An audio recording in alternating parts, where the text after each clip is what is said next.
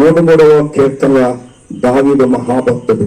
He's not only a king, he's an emperor. అనేక రాజ్యాలకు చక్రవర్తిగా ఉన్నటువంటి దావీదు మహారాజుకి, చక్రవర్తికి దేవుడంటే అమితమైనటువంటి ప్రేమ. యెహోవా మందిరమునకు వెళ్ళడమని జనులు నాతో అన్నప్పుడు నేను సంతోషించుదని.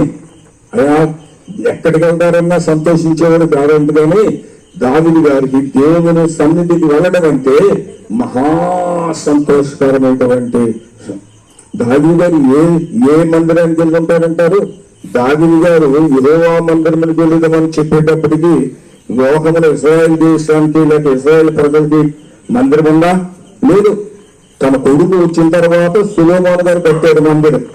అంతకుముందు మందిరం లేదు. మరి దావీదు గారు ఏ మందిరం వైపు చూస్తుంటాడంటారు? పారలౌకికమైనటువంటి మందిరం, పారమార్థకమైనటువంటి మందిరం కొరకు ఆ మహాభక్తుడు 103వ కీర్తనలో మాట్లాడుతుంటారు.